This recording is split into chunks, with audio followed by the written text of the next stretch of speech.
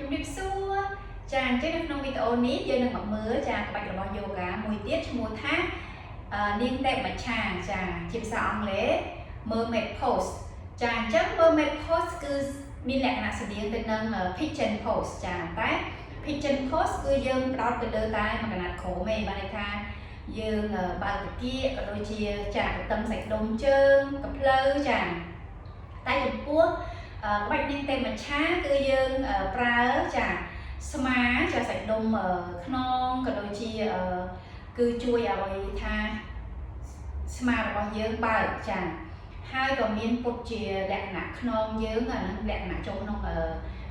chest opener ក៏ដូចជា back bend ចាអញ្ចឹងគឺមួយតួខ្លួនគឺមានការប្រើចាសាច់ដុំច្រើនកន្លែងអញ្ចឹងចំពោះ chakra វិញគឺយើងផ្ដោតទៅលើចាម្ដុំលេខថា heart chakra គឺ chakra លេខ4ចាអញ្ចឹងក្បាច់ហ្នឹងគឺមានថាការប្រើ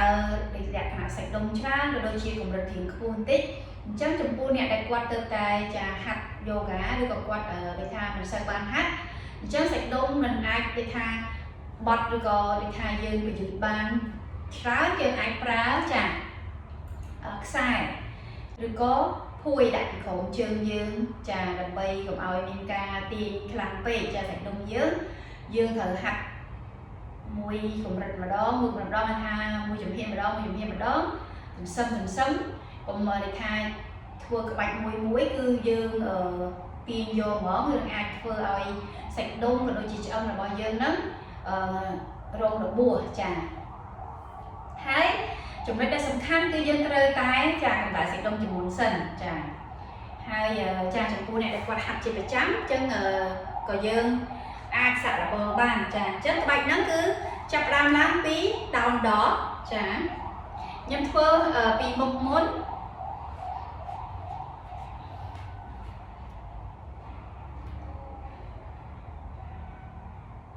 ចាអញ្ចឹងយើងបោះជើងយើងមួយមុខ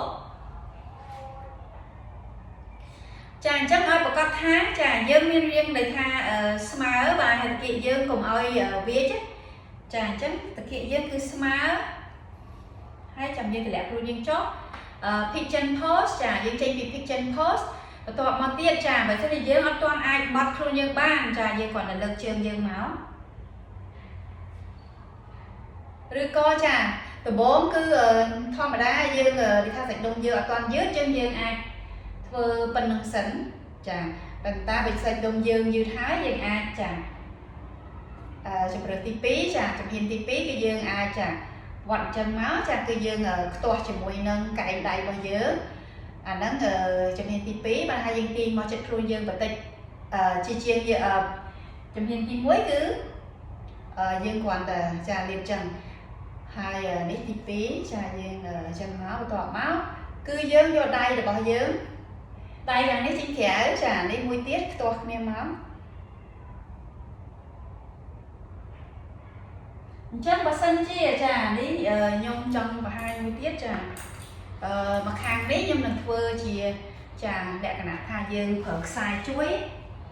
អូខេយើងចេញមកវិញយើងចេញពី pose មក table top បានន័យថាយើងធ្វើ TikTok បន្ទាប់មកយើងរុញខ្លួនយើងឡើងដើម្បីចូលទៅដល់ដបវិញគឺក្បាច់ឆ្កែពុតខ្លួនហ្នឹងបន្ទាប់មកយើងបោះជើងយើងចាមកខាងទៀតចាដោយសារខ្ញុំចង់បង្ហាញខាងនេះអញ្ចឹង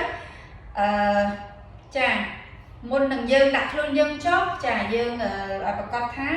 ចង្កេះយើងគឺបែរទៅត្រង់ចាចំបន្ទាប់មកយើងលើកជើងយើងឡើងចាអាហ្នឹងចំពោះអ្នកដែលគាត់ឲ្យថាត្បូងគឺយើងអាចប៉ុណ្្នឹងសិនចាបន្ទាប់មកយើងបត់ឲ្យយើងខ្ពស់តិចមករៀងមុខតិចដៃយើងគឺចេញក្រៅចាអញ្ចឹងយើងដៃយើងចេញមកបន្ទាប់មកយើងបើយ៉ាងនេះខ្សែហ្នឹងយើងអាចមានខ្សែក៏បានដែរចាខ្សែយកមកចងកជើងយើងហ្នឹងឲ្យជាប់ទៅ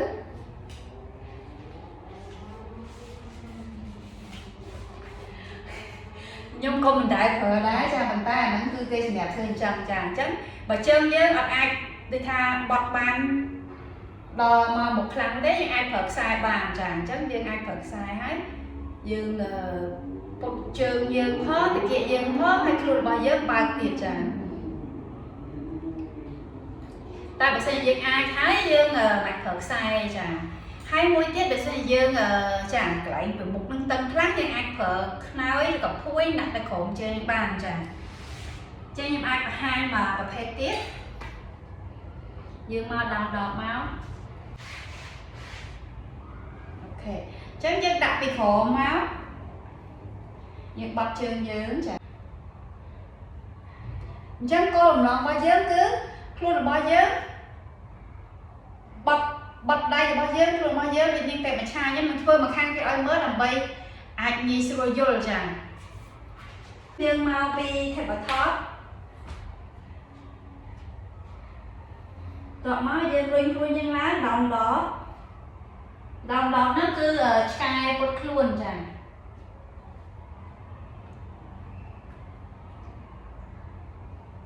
tọt máu cứ dương inhale đoạn ham chốt bọc chân dương mũi một mốt chân ăn một con than luôn bao giờ chả kỵ bao giờ smile hết làm dương thật đẹp rồi dương chốt anh ấy bà sẽ nhìn trắng chàng cứ pigeon pose chàng trắng mẹ lại có thọ pigeon pose chân luôn bọc con ai bọt bà này trắng là đi dương đô máu mờ mét chàng cứ sạch miệng mặt trà lắm bạch niềm tệ mặt trán chàng chắc cứ dương ai chàng từ bộ lái cứ dương từ lăn tay chàng tiên chân mà dương mình chân sấn tọt máu sạch đông dương dư o há chàng liền ai tiên mỏi chân tị máu chân tay mà dương trên khẻ chết chàng bọt máu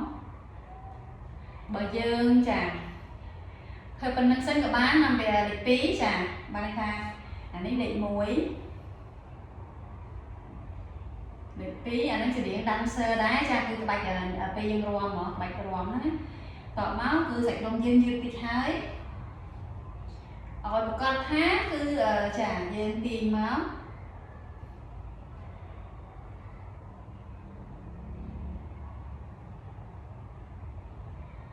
chắc luôn bao giờ cứ từ một trả cứ dương trả từ đại bao giờ cứ từ một dương phải chặn tích của ban này trả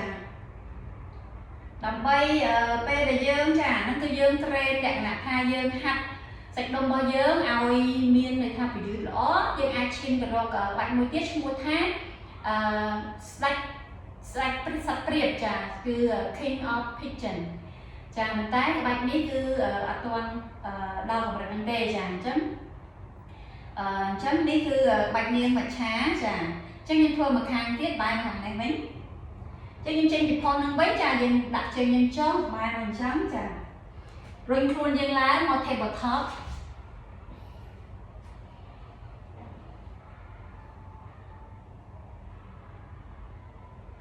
còn má dân rồi luôn dân trà giống như bọt chân như một hàng tiết trà nhưng phần trăng xanh của bán còn má nhưng bọt chân dân trà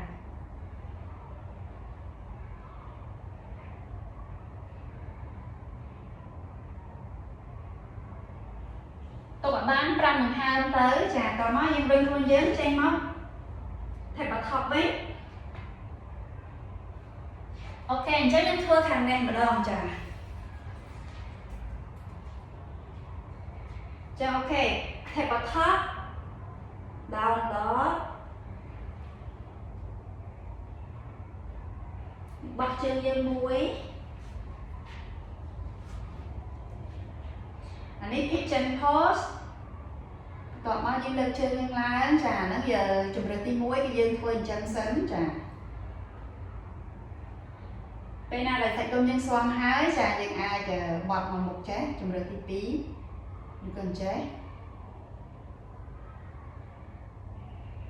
trà tọt máu trà nhưng bọt đây do một hàng tiết bọt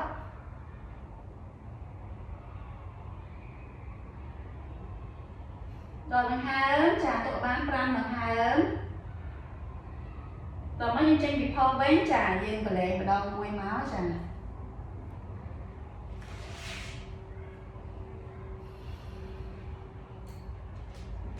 thì bật top down đó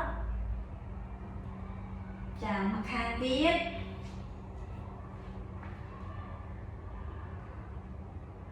នេះ pigeon គឺសត្វព្រាប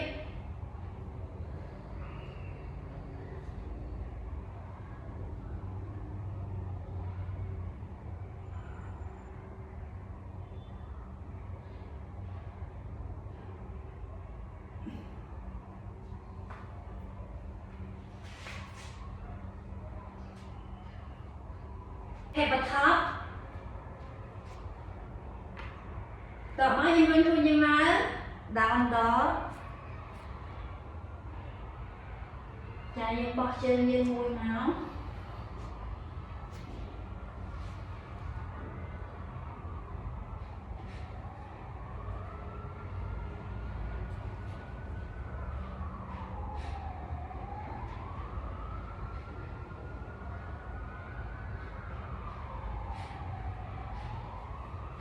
ចាតុកកូនបាន5មកហើមចា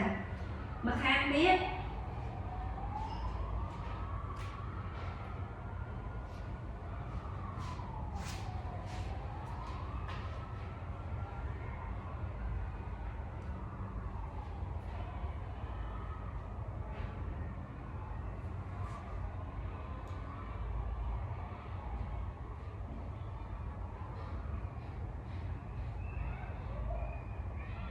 ចាយើងមើលទៅមុខក៏បានចាយើងងាកឆ្វេងងាកស្ដាំបន្តិចក៏បានចាងាកចំហៀងណាប្រឆិតហើយយើងតុប pose យើងចាវាវិញអញ្ចឹងជួបគ្នាវីដេអូក្រោយសូមជម្រាបអរគុណគ្នាចាអរគុណច្រើនចាជម្រាបលា